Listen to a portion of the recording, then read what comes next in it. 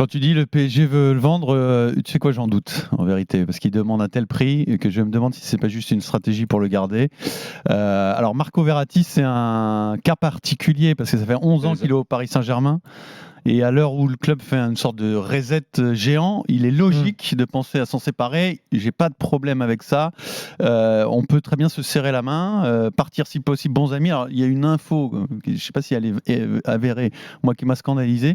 Le club aurait refusé qu'il fasse ses adieux face à Lorient. Si cette info est vraie, moi je trouve ça aberrant. C'est une rumeur, donc c'est pas vraiment une Oui, info. c'est ça. C'est pas un truc qui est avéré. Bon, je mets ça de côté.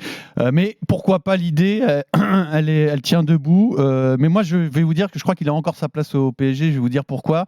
Je vais préciser que j'adore le joueur, donc je suis pas tout à fait objectif dans cette histoire. Le profil technique de Verratti, moi j'adore. Ces mecs-là qui sont capables de garder le ballon sous pression, d'orienter le jeu, de gérer la première relance dans toutes les conditions, c'est-à-dire même quand c'est très difficile, et puis de trouver des passes qui débloquent le jeu aussi dans la moitié de terrain adverse pour trouver des passes décisives et ce genre de choses, j'adore. Et puis, après, au-delà du côté sentimental, il y a un côté pragmatique. C'est que ce profil est rare. Ce profil est rare, donc il est très cher et surtout, il est totalement absent de l'effectif du Paris Saint-Germain. On n'a pas ce profil-là. Je ne sais pas ce qu'ils font. Je trouve que c'est pas mal ce qui se passe en ce moment au PSG. Le renouvellement de l'effectif est plutôt bien fait, mais sauf au milieu. Ils ont oublié le milieu de terrain. Ils ont pris Ugarte, qui a un profil lui défensif, qui n'a pas du tout ces qualités-là. Et ces qualités-là, elles ont disparu. Vitinha quand même. Hein. Vitinha fait pas de passe vers l'avant. Il est très fort dans les petits espaces.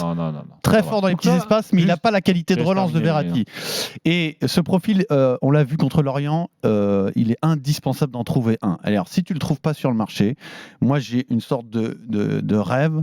C'est que Luis Enrique fasse un pacte avec Marco Verratti, qu'il accepte, lui, de patienter, de se remettre la tête à l'endroit, parce qu'il est très très marqué, je ne sais pas si vous le savez, mais psychologiquement il est très atteint, ce garçon, par la fin de saison dernière, par les insultes dont il a fait l'objet devant le siège du Paris Saint-Germain au mois de mai, lorsque les Ultras sont venus et que ça avait dégénéré ensuite devant la maison de Neymar. Cet épisode, il a très très mal vécu, il n'a plus la tête réellement au foot. Aujourd'hui, il n'est pas en condition de jouer un match de haut niveau. Non, mais c'est le problème global. Non, mais après, il faut se remettre en condition physique. Il joue pas 50% des matchs. Comment c'est possible? Non, mais ça, c'est un autre problème. Bah oui, c'est fondamental comme problème. Tu peux adorer un joueur, mais s'il est tout le temps blessé, qu'est-ce que tu fais? Mais ça, d'accord, Gilbert. Laisse-moi finir. Donc, non, mais laisse-moi finir. On va discuter de ça après. Tu es obligé d'intégrer ça dans ton raisonnement, mon vieux. Mais je l'intègre, il n'y a pas de problème. Laisse-moi finir, tu vas voir. Donc, qu'ils se mettent d'accord pour prendre le temps de se remettre la tête à l'endroit et de se refaire une condition physique, et qu'ensuite il l'intègre dans son milieu de terrain sans aucun statut, c'est-à-dire qu'il joue la concurrence. Et là, il y a deux solutions. Soit il n'y arrive pas et c'est terminé, merci, au revoir. Soit il y arrive, il trouve sa place dans des conditions d'équité par rapport aux autres. Et je suis persuadé que dans ce cas-là, il a énormément à apporter au Paris Saint-Germain et qu'il peut même être une clé du jeu, du système de Luis Enrique, parce que moi je pense que ces deux personnes-là sont faites pour s'entendre et se marier footballistiquement. Thibaut, est-ce que tu es d'accord avant qu'on accueille Youssef au 32-16? Déjà, je reconnais qu'il y a Marco Verratti a un statut à part chez les supporters parisiens, même si la dernière saison est un peu en demi-teinte et comme tu l'as dit, il a souffert sans doute des critiques parce que peut-être qu'il n'était pas... Pas des critiques, c'est des insultes. Il n'était pas habitué parce que c'était finalement assez rare à son encontre. Et c'est vrai qu'il a un rôle un peu patrimonial au PSG. Et c'est vrai que rare, pas dans l'after quand même. Depuis 10 ans. Pardon, oui, les critiques.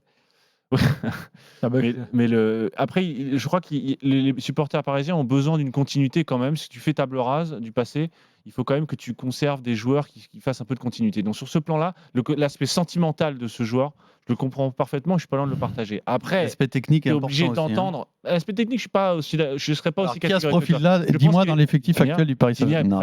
Vitinha peut faire les deux. Vitinha et Ugarte peuvent très bien faire un double pivot. Tu sais, Verratti, c'est pas un joueur de percussion. Or, qu'est-ce qui manque là? Il manque des joueurs de percussion. Je parlais de la qualité de relance, pas de la percussion. Il manque des joueurs, mais la qualité de relance, elle est pas en cause sur les matchs qu'on a vus. Ils arrivent à sortir le ballon, c'est pas de problème de sortir le ballon. Alors je te dis que ça va être rapidement un problème. Le problème, c'est plus dans la percussion, c'est plus sur le dernier tiers du terrain. Or, c'est pas là sa principale qualité à Verratti. Ou quoi, Verratti, il est capable de faire ça la dernière passe. Combien de buts il a marqué, combien il a fait de Je parle pas des buts, je parle de faire la passe qui crée le décalage.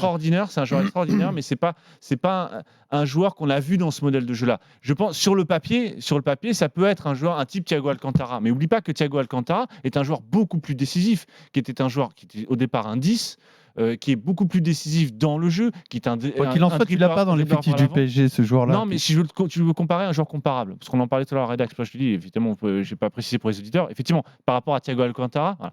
Moralité, je crois que je comprends l'argument, même si je crois que si lui insiste beaucoup, tu peux arriver à gratter 1 ou 2 saisons, mais pas plus. Ah non, mais je ne dis pas que le contraire. Moi, je parle du court terme pour gérer un problème réel de l'effectif du Paris Saint-Germain. Mais je ne crois pas qu'il y ait un tel problème.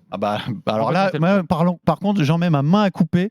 Et cette carence-là, je suis certain qu'on en reparlera dans la saison.